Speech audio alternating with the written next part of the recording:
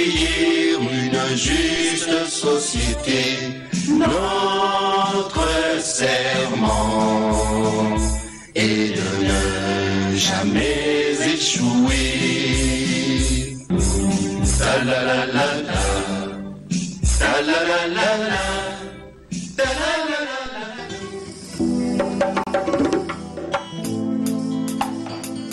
Le samedi 17 mai 1997, tôt le matin, Kinshasa, ville cosmopolite avec ses millions d'habitants, jubile l'entrée dans la capitale congolaise des troupes de l'AFDL conduites sous la houlette de Musée Laurent Désiré Kabila. Scène des liesses et des applaudissements de population en l'honneur de nouveaux seigneurs de la ville sont observés dans plusieurs communes. La veille, le maréchal Mobutu, alors président de la République du Zaïre, avait discrètement quitté la capitale, escorté par quelques membres de sa garde rapprochée pour la province de l'Équateur avant de rejoindre le Maroc où il est mort quelques mois plus tard. Ainsi, l'apocalypse tant entendu n'aura pas lieu. Plus de peur que de mal. Kinshasa est tombé très facilement et sans résistance de la DSP, division spéciale présidentielle, les hommes de Mobutu.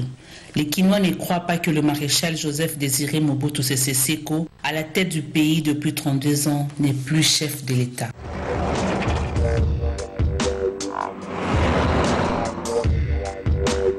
Les rues de Kinshasa sont martelées par le bord de troupes de l'AFDL, qui ont mené une longue guerre de libération depuis les Kivu. Ne peuvent contenir leur émotion, leur joie et leur allégresse devant les libérateurs. Le nouvel homme fort de Congo-Kinshasa, le tombeur de Mobutu, n'est autre que Musée Laurent Désiré Kabila. C'est le lumumbiste de première heure, un nationaliste pur et dur, qui avait juré après l'assassinat de Patrice Emery Lumumba de devenir un deuxième Lumumba. À la tête de l'AFDL, l'Alliance de forces démocratiques pour la libération du Congo, Musée Laurent Désiré Kabila fait une entrée triomphale à Kinshasa. Laurent Désiré Kabila a remplacé le maréchal Mobutu à la tête du pays. Le même 17 mai 1997, à partir de Lubumbashi où il s'est trouvé, il rendu public un message solennel intitulé « Déclaration de prise de pouvoir ». Étant donné le vide laissé au sommet de l'État par la fuite du président Mobutu et la déroute de son armée, le Grand Conseil de l'AFDL déclarait « Le Conseil élargi de l'AFDL déclare 1. La prise du pouvoir d'État par l'Alliance des forces démocratiques pour la libération du Congo sous la direction de son président, M. Laurent Désiré Kabila. L'Alliance assumant désormais l'autorité de transition. 2. Le président de l'AFDL, M.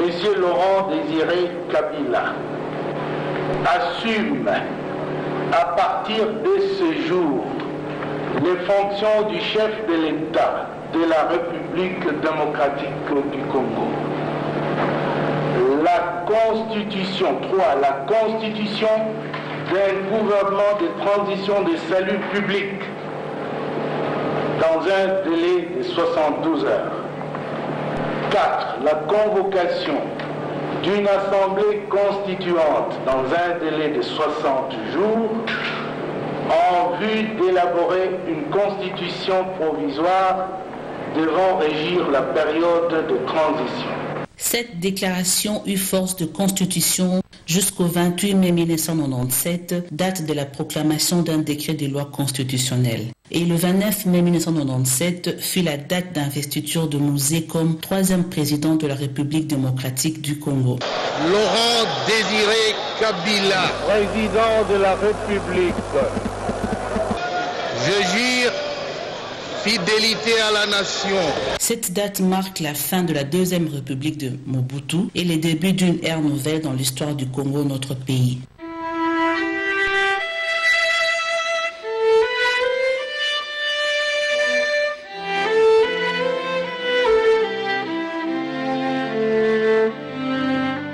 Qui est le nouveau président de la République qui prend le pouvoir le 17 mai 1997. Né le 27 novembre 1941 à Jadoville, l'actuel Likasi, district du Haut-Katanga, Laurent Désiré Kabila est originaire de l'ethnie Luba de par son père et Lunda de par sa mère. Il a accompli ses études secondaires à l'Institut Saint-Boniface, actuel Kitumaini, à Elisabethville, aujourd'hui Lubumbashi, et ses études universitaires à l'étranger. Ses premières luttes remontent au début des années 60, durant la crise congolaise qui a accompagné et suivi l'accès à l'indépendance du Congo belge. D'août 1960 à janvier 1961, il lutte contre la gendarmerie katangaise dans les rangs de la jeunesse du parti Balubakat, Jebakat. Janson Sendoué, chef de la Balubakat, les partis qui regroupent les membres de leur ethnie commune, celle des Luba du Katanga, remarque ses talents d'orateur et les nomme colonel des jeunesses en fait des milices Balubakat. Il rejoint ensuite les gouvernements provinciaux du Nord Katanga à Manono et devient président de la Jebakat.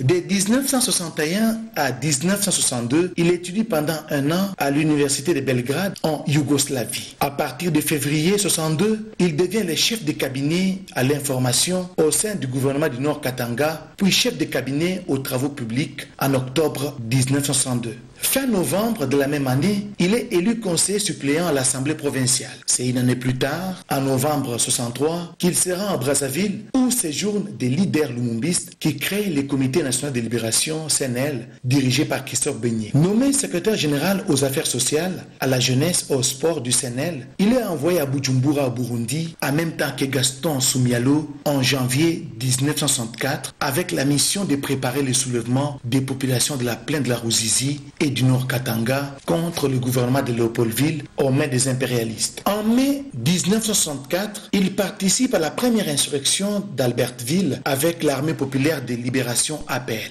Le 21 juillet, il est nommé vice-président chargé des relations et du commerce extérieur dans les gouvernements provisoires du CNL, section Est, toujours à Albertville. Il est nommé secrétaire d'État aux affaires étrangères du CNL et ministre plénipotentiaire en Tanzanie, au Kenya et en Ouganda. Le 21 avril 1965, il est nommé deuxième vice-président du Conseil suprême de la Révolution. En mai 1965, il se rend en Tanzanie pour diriger depuis Kigoma la zone opérationnelle du Kivu et du Katanga. Après la défaite de la rébellion du Congo, il se réfugie au Kenya et s'installe ensuite en Ouganda où il rejoint dans les années 80 les maquis de Yoweri Kaguta Museveni, actuel président d'Ouganda. Entre-temps, Mzee Laurent Désiré Kabila va fonder le 24 décembre 1967, en exil à Nairobi, sa propre formation. Les partis de la Révolution populaire, PRP, doté de sa branche militaire, les Forces armées populaires, FAP. Ayant à nouveau établi ses bases dans la région de Fizi, il entreprend une reprise en main idéologique, enseignant les 7 erreurs de la révolution Simba. Manque d'éducation politique, trop grande dépendance envers l'étranger, négligence du rôle des paysans, tribalisme, manque de discipline, manque de coopération entre les combattants et les peuples, absence d'un parti révolutionnaire. Sur le plan militaire, sa stratégie est celle d'une guerre populaire prolongée à la chinoise, enracinée en milieu rural. Une méthode propre à séduire l'un des parrains de Kabila, lui aussi admirateur de Mao, le président tanzanien Julius Nyerere, alors figure importante des pays non alignés. Il se tient à l'écart lors de 2 invasions des ex-gendarmes katangais au Shaba en 1977 et en 1978. Mais en novembre 1984, les PRP refait surface quand ces commandos venus de Tanzanie investissent pendant 3 jours la ville de Moba au nord Shaba sur le lac Tanganyika avant de se replier. Début octobre 1996, il prend la tête de l'Alliance des forces démocratiques pour la libération du Congo, Zaïre, AFDEL, avec pour objectif le renversement de la dictature du maréchal Mobutu. Après 7 mois de conquête, les troupes de l'AFDEL font une entrée triomphale dans la ville de Kinshasa, désertée par tous les clans Mobutu et par ses principaux généraux. Laurent Désiré Kabila a gagné son pari, prendre la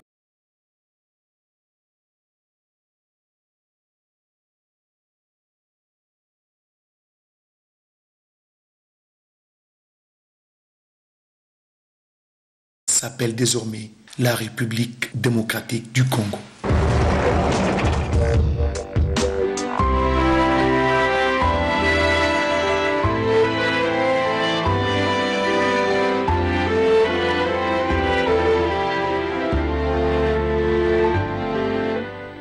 Le compagnon de Mouzé qui avait fait la lutte avec lui parle et se rappelle de qui était Mouzé Laurent Désiré Kabila. Voici les palais de la République. C'est là que Mouzé Laurent Désiré Kabila a tenu ses premières consultations politiques.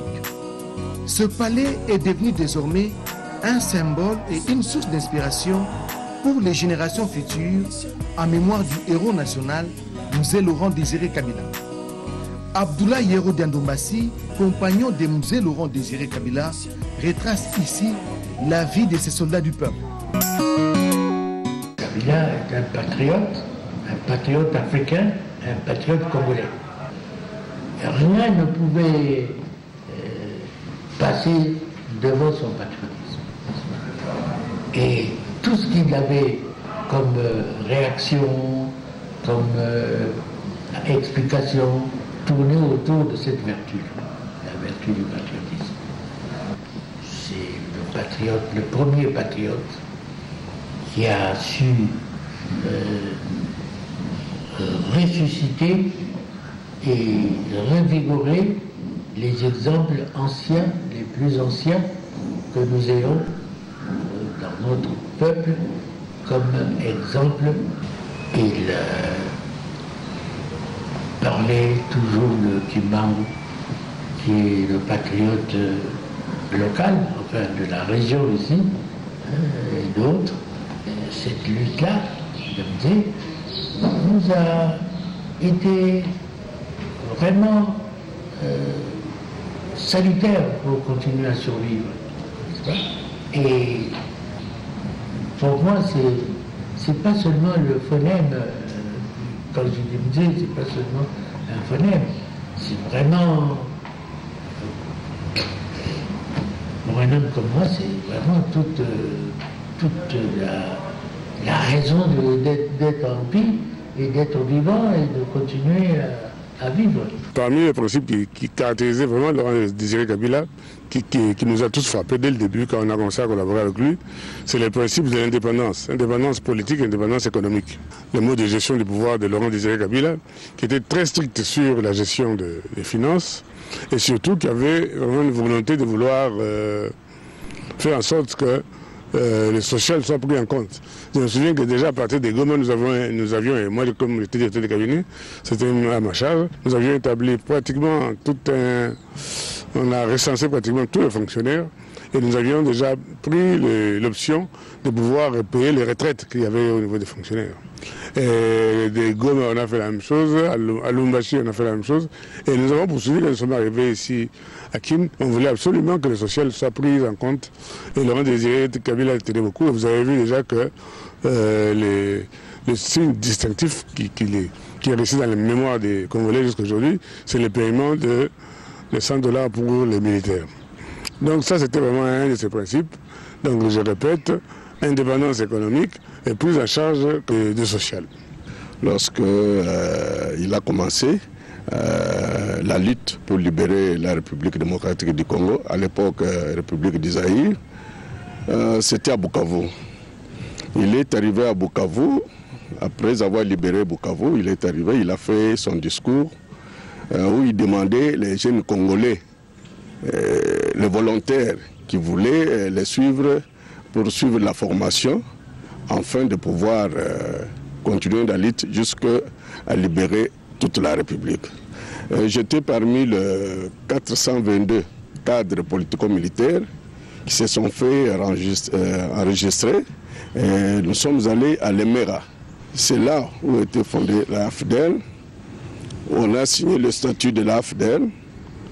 Après la signature du statut de l'AFDEL, nous sommes mis à la formation politico-militaire. J'étais parmi les 422 qui ont été sélectionnés et qui ont été admis à aller faire cette formation-là. C'est là où j'ai connu Laurent Désiré Kabila, parce que c'était lui l'élément moteur. Mouzé Kabila, c'est quelqu'un qui a suivi le chemin de tout ce qu'on appelle des grands hommes. Un illustre fils de ce pays qui a vu comment Kimbangu a été dans les combats, avant lui de Kimpavita et les autres. Il a vécu lui-même avec Lumumba.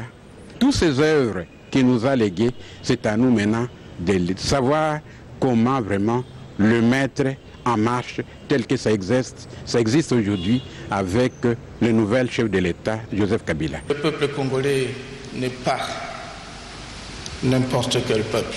Nous sommes les descendants de Béatrice Kimpavita.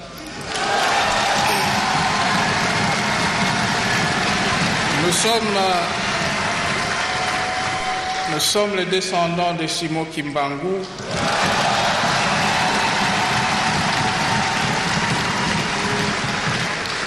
De Joseph Kasavubu, d'Antoine Gizenga, de Patrice.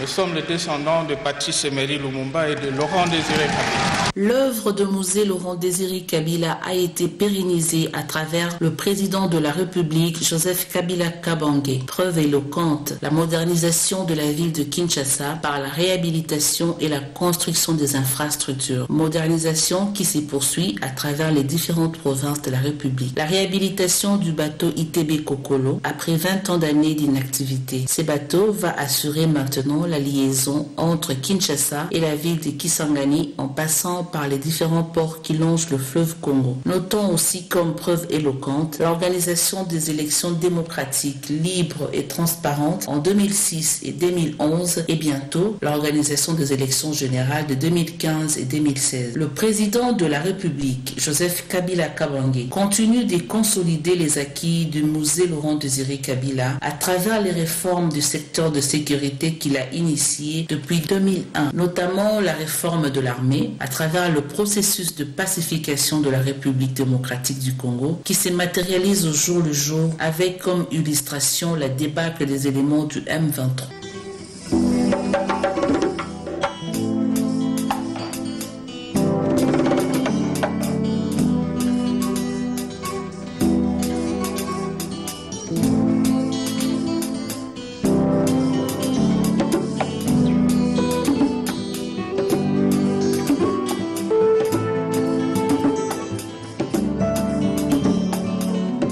Le 17 mai est une date importante dans l'histoire de la République démocratique du Congo. Voyons comment le professeur Ndaïwel, l'historien, nous relate l'essence exacte de cette date. Cette date doit absolument demeurer comme une fête permanente et c'est la fête de la renaissance du Congo. En effet, c'est pas seulement sur le plan symbolique que le Zaïre à cette date était redevenu le Congo, que le drapeau vert avait disparu pour laisser la place au drapeau bleu, à l'étoile d'or avec ses 6 étoiles des provinces et que l'hymne national, le debout congolais, a repris droit de cité. Mais je pense qu'au-delà de cette mutation des symboles, c'était un peu un retour vers les grandes intuitions des années 60. On a parlé de la libération, de la liberté. C'est ce qui était le discours habituel des années 60. On a reparlé de l'indépendance politique, de l'indépendance économique. Et donc on peut dire que nous avons vécu une espèce de réenfantement. Le 17 mai est la date de l'entrée des troupes de l'AFDEL à Kinshasa. Mais au-delà d'une simple entrée, cette date représente aussi la fin de la Deuxième République de Mobutu et le début d'une ère nouvelle dans l'histoire du Congo. Comment l'homme politique congolais perçoit-il cette date ? Notre pays accède à l'indépendance le 30 juin 1960 et l'expérience démocratique, la première d'ailleurs que nous avons vécue dans ce pays, par des élections libres, démocratiques et transparentes, cette expérience a été mise en mal 2 mois seulement après l'indépendance, c'est-à-dire au mois de septembre. Les nationalistes à l'époque qui avaient gagné les élections, et, sous l'égide de Patrice Lumumba, avaient été chassés de la République démocratique du Congo et avaient pris le chemin de l'exil. Et vous avez remarqué que l'opposition à l'intérieur du pays, malgré tous les efforts qui ont été entrepris, se sont heurtés à un mur important. C'est comment, effectivement, rendre efficace et même réel le processus de démocratisation. Là, il y avait un grand problème, d'où la nécessité d'un coup depuis l'extérieur. C'est pour ça que nous estimons que le 17 mai, sans nier le rôle joué par l'opposition interne, est la date déterminante qui nous a conduit aujourd'hui à la démocratisation que nous devons effectivement consolider. Je ne serai pas de ceux qui diraient que l'AFDEL ou Laurent Désiré Kabila n'avait pas de mérite. Il a donné une contribution importante dans la lutte pour la démocratisation et la libération du pays. Mais s'attribuer seul le mérite de cette renaissance, je crois que là, c'est oublier qu'il y a eu tout un parcours, il y a eu tout un processus. Parce qu'il ne faut pas oublier le combat de beaucoup de nos compatriotes des lumumbistes comme lui qui avait commencé depuis longtemps. Et surtout, ceux-là avaient travaillé une grande partie à l'intérieur, mais beaucoup à l'extérieur. Et il y a eu aussi le combat interne des syndicats, des personnalités. Et de façon particulière, il faut relever le combat de l'UDPS qui a voulu faire un combat à l'intérieur du pays. C'était quand même une page importante puisque cette phase de la lutte interne de l'UDPS, avec les relégations de M. Tshisekedi, de M. Kibasa, M. Kanana et tous les autres, a permis de réveiller les consciences dans les différents coins de la République. La machine du processus de transition était déjà en panne. Il n'y avait pas un autre moyen de mettre fin à la situation que la lutte armée. C'est pour cela que je pense que les processus étaient sans issue. Intérêt, sous le plan de la démocratie et sous le plan de l'humumbisme, de soutenir l'AFDEL d'entrée. Il était évident que dans ce contexte de libération de notre pays, partant d'une transition qui durait déjà depuis 1990, il y a eu le 24 avril, le président Mobutu prononce son discours, multipartisme, et puis multipartisme à 3, et puis conférence nationale souveraine, et puis de transition en transition. Donc ça durait depuis. Il y a eu un désordre qui s'installait dans le pays au niveau de la gestion politique. Et donc il fallait progressivement commencer à remettre de l'ordre. Et je crois que cette vision de pouvoir d'abord mettre un arrêt, c'était dans la perspective de remettre de l'ordre. Et d'ailleurs, il avait dit, et la preuve en est que très rapidement, dans les semaines qui vont suivre, il va commencer à organiser des consultations avec les acteurs politiques congolais pour justement commencer à scruter toutes ces questions politiques. Il est vrai que durant les années 90, avant le 17 mai 97, il y a eu, n'est-ce pas, des luttes au niveau interne qui ont contribué à affaiblir sérieusement, n'est-ce pas, le pouvoir dictatorial dont plus personne ne voulait. Mais c'est le 17 mai 1997 qu'on a eu raison de cette dictature. Tout ce qui s'est passé avant, c'était des compromissions, des négociations, des discussions inutiles, n'est-ce pas, des débats, toutes sortes, on a connu toutes sortes de choses, mais c'est le 17 mai qu'on a mis fin au régime de la Deuxième République. Les hommes politiques congolais ont parlé de la signification de la date du 7 mai. Voyons maintenant comment cette date est-elle perçue par la population congolaise. La population de Kinshasa a été fortement marquée par la personnalité et l'action de feu Musée Laurent Désiré Kabila.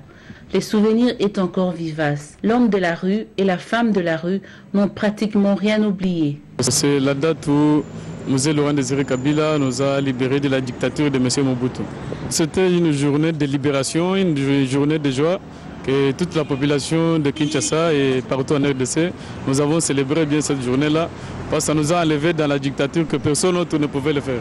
Musée Laurent Désiré Kabila, c'est une personnalité c'est vraiment une personne qui voulait l'intérêt de la population congolaise et il nous a même donné un héritage qui est la démocratie puisque la date du 7 mai, c'est la date qu'il a pu donner au peuple congolais la libération face à la dictature de Mobutu. Dès l'entrée de l'AFDEL avec Kabila Papa, il y a eu vraiment la démocratisation, la démocratie et on a tous été libérés.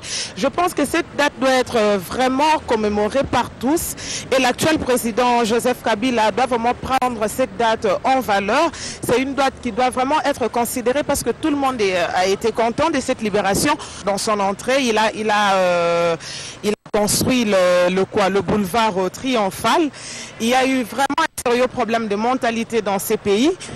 En guise d'illustration, déjà dans les taxi-bus, on n'était pas à notre aise. Mais maintenant, quand on est à bord d'un taxi-bus, c'est tout le monde qui est à son aise. Et même à bord d'un taxi, au lieu d'être 4 personnes derrière, il y a 3 personnes derrière et 1 personne devant. Et sur le plan sécuritaire, à l'époque, on ne faisait pas nos achats à notre aise comme ça. Je viens de faire les achats, mais je vais avec toutes mes marchandises à l'aise à la maison. Musée Kabila, Azaki nationaliste, Aselebso, Nini, service national et Daki Biso. Papa bazwaki misala, bana bazwaki misala. Biloko ekotaki ebele na mboka. En plus de cela, tozaki nde na kimia, tranquillité, tracasserie ezalaki susu te, bamiyibi bazalaki susu te. Tozaki kotambola na paix na kimia. Merci na papa Kabila na oyo asalaki nyonso. Yango lelo pe mwana ye tosala biso misala sokomona. Lokumu na tata, lokumu pe na mwana.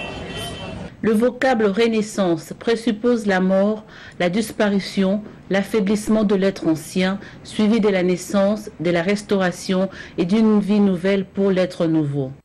L'être ancien, c'est le Zaïre, et l'être nouveau, c'est la République démocratique du Congo.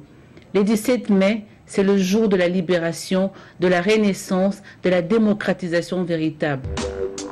À l'arrivée de l'AFDEL au pouvoir en 1997, son chef, Musée Laurent Désiré Kabila, avait affiché beaucoup d'ambition, ce qui lui a valu l'admiration du peuple qui en avait assez avec l'ancien système. Le président Laurent Désiré Kabila avait, dans son discours de investiture du 29 mai 1997, annoncé des objectifs ambitieux. Parmi ses priorités, il avait ciblé la restauration de l'appareil de l'État, la réhabilitation des infrastructures sociales et économiques, l'augmentation de la production agricole, la fin du chômage et la restauration de l'armée nationale. Musée Laurent Désiré Kabila voulait faire de l'armée congolaise une force d'intervention pour sécuriser les frontières du pays. C'est dans ces cadres qu'il inspectait les troupes de Kamina. Il y a le pass-out de nos troupes. C'est très important, on renforce l'armée nationale. Alors je dois être présent en tant que commandant suprême.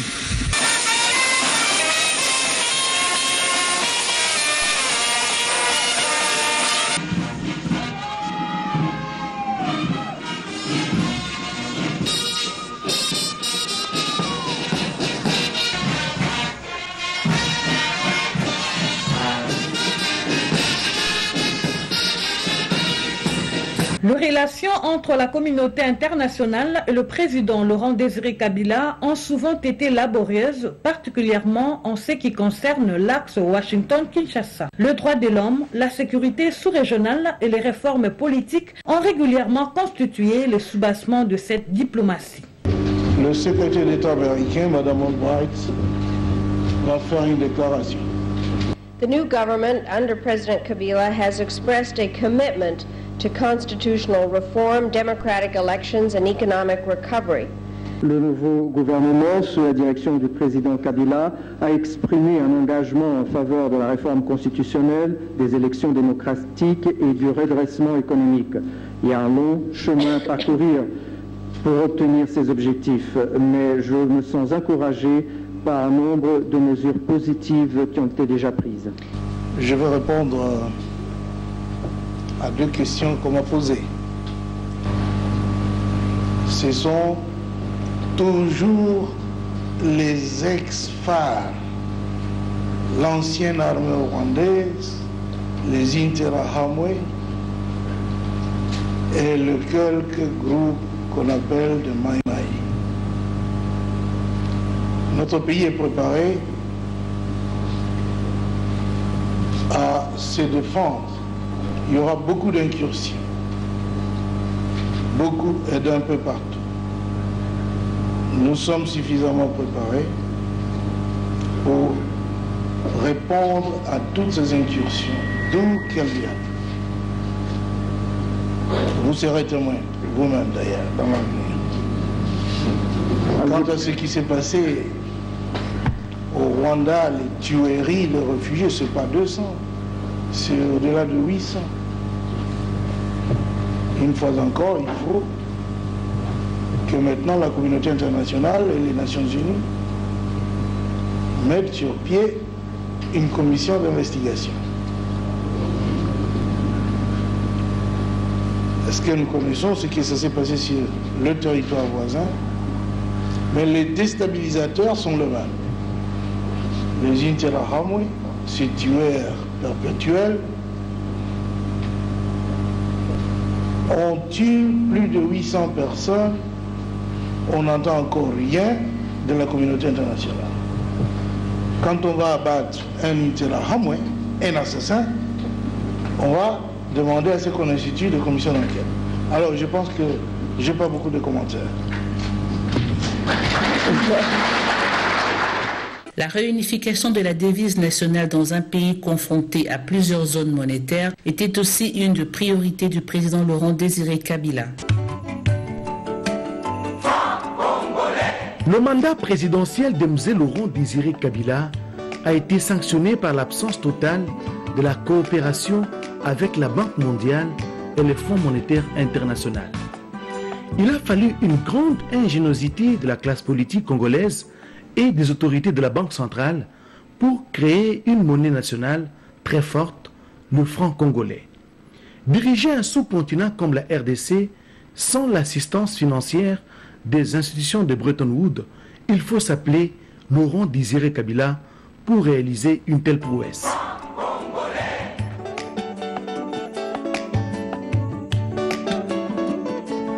Le franc congolais, la nouvelle monnaie pour la République démocratique du Congo, sera mise en circulation.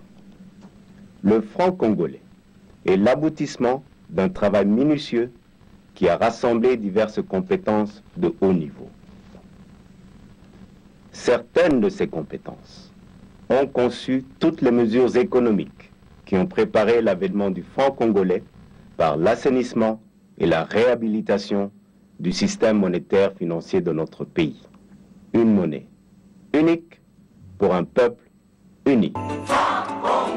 La célébration de la journée du 17 mai est un devoir de mémoire pour le peuple congolais, car cette date ne marque pas seulement la fin de la Deuxième République, mais les débuts d'une nouvelle ère dans l'histoire de notre pays. Le professeur Ndaïwel nous en parle. La démocratie n'a jamais été un cadeau. C'est toujours une appropriation. Et qui dit appropriation dit automatiquement processus. Processus. Nous sommes dans un processus. Et dans ce processus, il y a eu plusieurs étapes. La démocratisation de la République démocratique du Congo, à ma connaissance, commence effectivement en 1960. Et ça a été là un effort qui a été fait. Et lorsque nous arrivons, je l'ai dit, en 1977, sous pression internationale, Mobutu lâche du lest quelque peu, nous sommes dans une autre étape, toujours dans ce processus de démocratisation. Et en 90, par pression internationale, lorsqu'il arrive encore à quelque chose, c'est cela aussi. Les revendications populaires, donc voilà tout un processus. Je ne suis pas certain qu'actuellement nous ayons atteint le but final, mais j'ai dit tout simplement que nous sommes dans une avancée. Et lorsqu'on est dans un processus, une avancée, la sagesse veut qu'on ne puisse cracher sur aucune des étapes, qu'on ne puisse cracher sur aucun des acteurs. Tous, chacun à son niveau, de Lumumba à Joseph Kabila, en passant par le peu qui a été fait par Nathael Mbumba, par Mobutu, par Monseigneur Monsengo, par Tshisekedi, c'est toujours des processus qui nous ont amenés le plus loin possible dans cette activité. Que devons-nous retenir de cette date des 17 mai et de Mzee Laurent Désiré Kabila, le combattant du peuple? Le patriarche Yehudi Abdoulaye Ndobasi nous résume ce que nous devons retenir de cet homme extraordinaire qu'était Mzee Laurent Désiré Kabila. Et je pense que c'est le moment, tout au moins à l'occasion de cet anniversaire, de remettre ça un peu à l'ordre du jour pour que les jeunes qui ne l'ont pas entendu à l'époque l'entendent et pour que les vieux ou les moins jeunes se souviennent de ce qu'ils ont entendu. Mzee est une véritable école. Si vous pensez que je suis un produit pas traficoté, eh bien, je suis un exemple même de ce que les enseignements de Mzee produisent chez un homme comme moi, malgré la philosophie avalée à la Sorbonne. Eh bien, les enseignements de Mzee sont ceux qui constituent chez moi la base du fait que je sois un homme congolais, un patriote. Il faut peut-être que ce que Mzee a commencé, vous puissiez le continuer dans les médias pour que les générations actuelles sachent comment ça a commencé et qu'est-ce qui a été montré comme chemin pour que nous puissions continuer à le suivre. Eh oui, il faut se tourner vers l'avenir. Mzee Laurent Désiré Kabila constitue un patrimoine national pour tous les Congolais. Et l'avenir s'est construit à travers le président de la République, Joseph Kabila Kabange, dans une vision progressiste, c'est-à-dire la révolution de la modernité.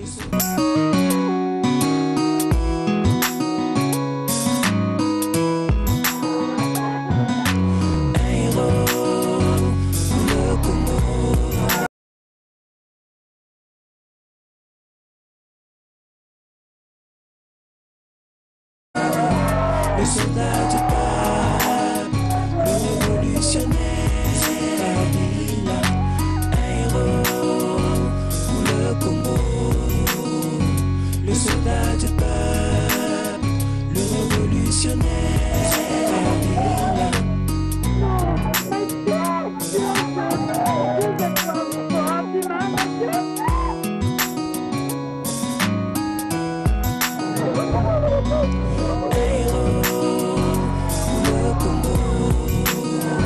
Le soldat du peuple, le révolutionnaire Kabila, un héros pour le Congo.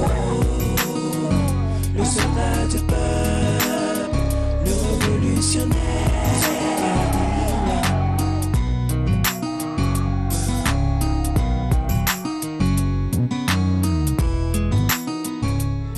Ici sont la lumière